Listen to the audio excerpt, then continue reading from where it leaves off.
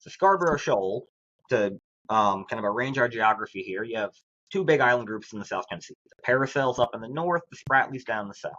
Scarborough Shoal is neither of those. Scarborough Shoal is an underwater reef, a couple of rocks that stick above water at high tide, about 120 or so miles off the coast of Luzon, the main Philippine island. Historically, was treated as part of the U.S. When the U.S.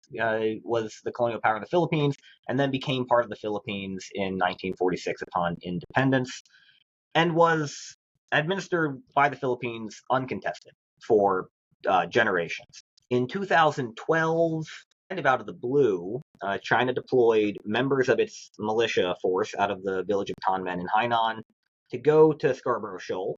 They had been, by the way, poaching at Scarborough for about the last 20 years, but in this case, they were very specifically sent to pick a fight.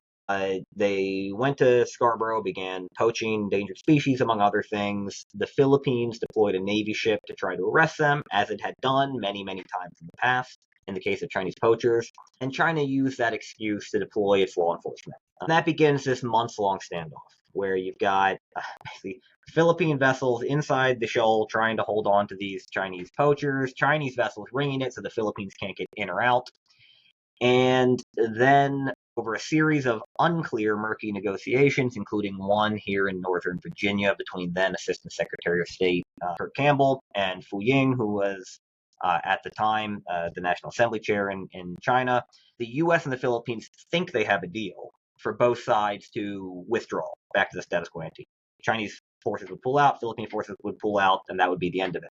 The Filipinos pull out, and the Chinese came right back and seized the shoal, and have had a Coast Guard ship present in the lagoon of Scarborough Shoal for the last 12 years and counting, blocking for large portions of that the access of Filipino fishers who have operated there for generations. That is also, not only is that in many ways marks the beginning of this cycle of escalation, because it's what prompted the Philippines less than a year later to file its arbitration case against China in the Permanent Court of Arbitration, which it would eventually win. And that was the proximate cause for China's island building. So Scarborough Shoal was in many ways the spark that lit this fire. It also has become a weight, albatross around the neck of the U.S.-Philippine alliance, because it is widely viewed in the Philippines as a U.S. failure, a failure to act, or at the very least, a failure to recognize China's intentions. The more cynical view is that the U.S. didn't think the Philippines was worth standing up for.